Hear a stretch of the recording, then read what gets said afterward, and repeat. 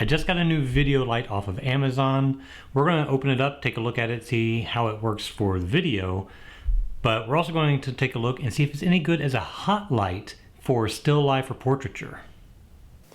Welcome to the Naked Photographer, where I'll be exposing myself. No, I won't. That sounded better in my head. Now this channel is not a gear review channel, but I did get this recently. I'm kind of excited about it, and we're going to take a look and see how it works as a photography studio light, as well as the video light that I got it for. Now this is the Neewer bicolor 660, I believe. And I've not opened it, so we're going to take a look and see what's in here. Neewer is a Chinese manufacturer of inexpensive lights. They do a lot of LED lights. I have the smaller, let's see what I've got. I've got their small CN160. It's actually what I'm using right now as a hair light. And these are pretty good. I get them on Amazon for like $24, $25. And they work really, really well for what they are. But I needed something a little bit bigger and a little more powerful when I'm filming in a dark room. I used two of these behind a diffusion screen. But this hopefully will be able to replace those and give me a little bit more power.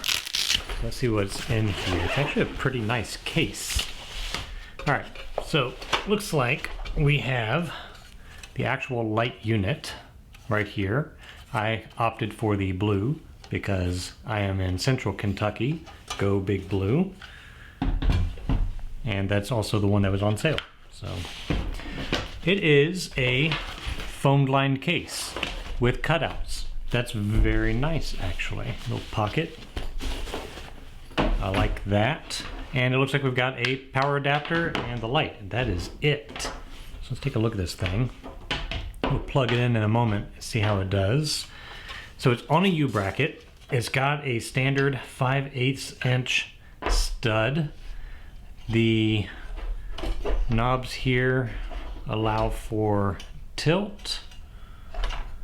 And it's got barn doors. On the back, we have a slot for 2 batteries. They use these video batteries. Now I got the big thick ones, but there are smaller versions. These are very common for video cameras, not so much for photo cameras, but they just lock in there. This is patterned after a Sony F970, but there are several different makes out there. This is just a budget one off Amazon as well. We'll try that out here in a little bit. And then we have power switch to choose line in power or battery, and then 2 control knobs. One controls the white LEDs and one controls the yellow LEDs. So this being a bicolor, if you want a tungsten balance, you use the yellow. If you want a daylight balance, you use the white. 330 LEDs for each one. Let me actually grab a little clamp with a stud on it so we can check it out. All right, we'll use this one. I should put it over here.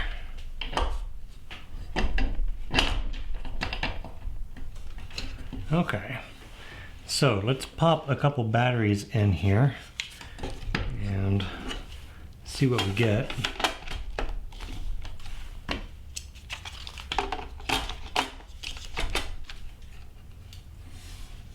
Okay.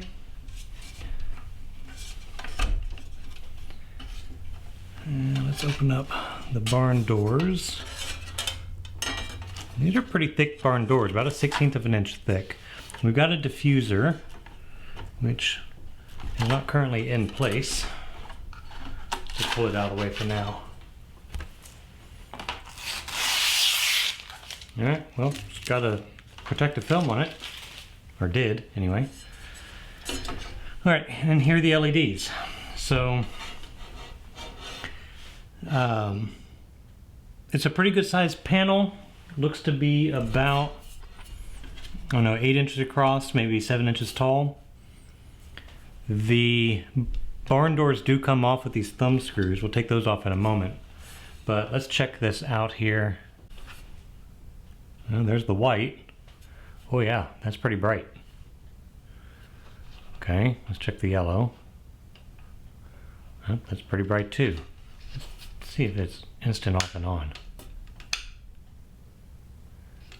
With the battery, it's at least not instant off and on. We'll try it with the line end too. But that's pretty bright. All the way on. And then you can double your brightness by having both of them on, but that's going to mix your two, that's going to mix your two color sources. So for daylight, now I've got daylight bulbs here, so this should appear fairly white, whereas this should appear fairly yellow. Yeah, that does. Let's take it upstairs and check it out in the darkroom. See if it works for my video needs. And we'll check it out for hot lights. And here in my darkroom, where I normally use it, right here would be my two smaller lights. Now with this one big one behind the diffuser, I can already tell you it's a lot brighter. In fact, it's about 2 stops brighter. Normally when I film in here, I'm shooting at ISO 400, 200 down in the studio, and an aperture of f4.5, which is the maximum for the lens that I have, because it's just not very bright. Now I'm at ISO 200 and aperture 6.3. So that's 1 stop less sensitive and 1 stop closed down.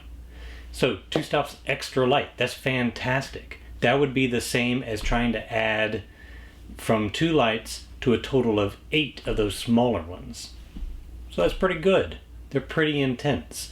And the color is pretty good. I can already tell using just the yellow that we have about the same color balance as my recessed lighting, which is also LED, but at a 32 to 3400 K color.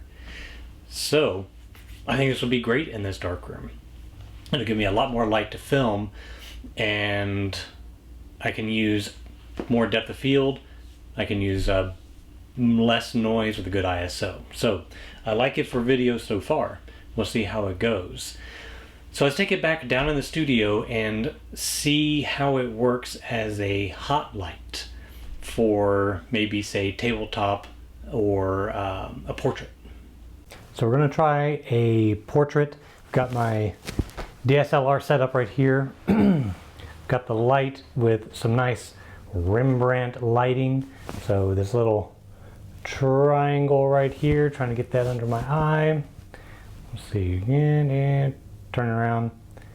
There we go. So let's see what kind of settings we've got here.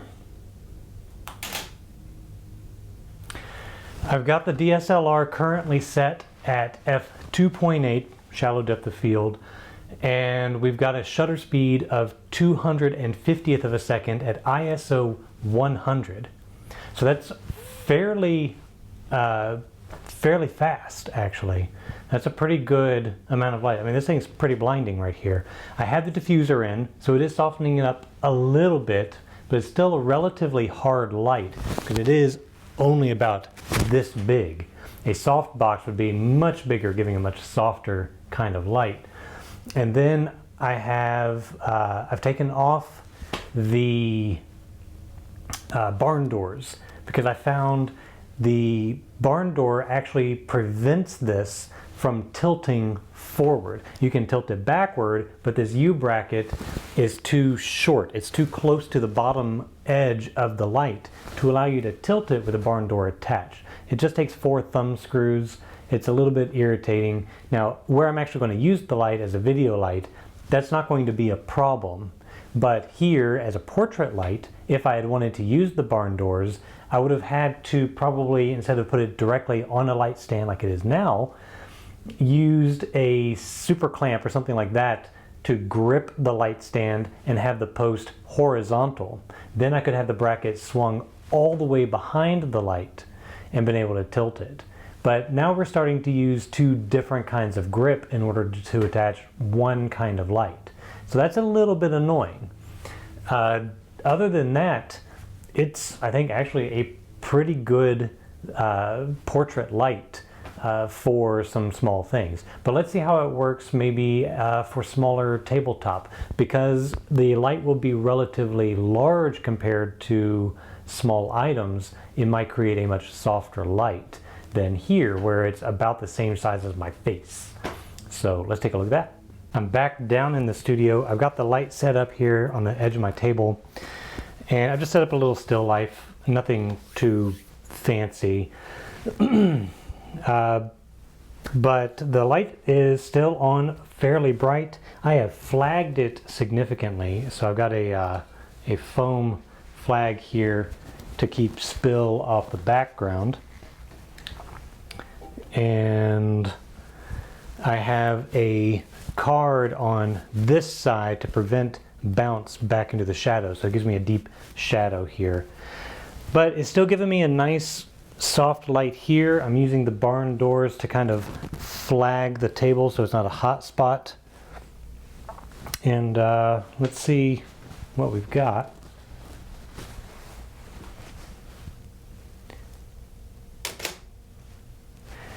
So with this setting, this close to the light but then flagged, probably only 1/4 of the light is actually coming out with the barn doors closed here and here. But I do have the white turned all the way up. I am getting a setting of ISO 100 at f2.8 at a 1/13 of a second, so fairly slow, but I've got all of the light closed off. If I open this up, granted I'll get a lot more light, but it also changes the dynamic of the image. Now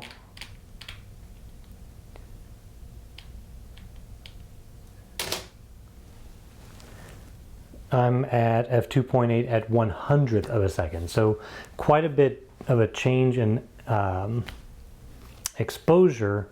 But at least for this particular photograph, the flagging gave me more of the mood that I was looking for. But it does work fairly well for small still life. Large, it's still going to be a small light. This is a large light relative to the actual objects that I'm photographing, which is really just this big. But this is a pretty good light for small objects. It's a fairly good light for portraiture, if you're doing headshots or you have multiple lights. But for video, it works very, very well. Well, thank you for watching. Please like, comment, and subscribe, and we'll see if we can get this light to work for something else next time.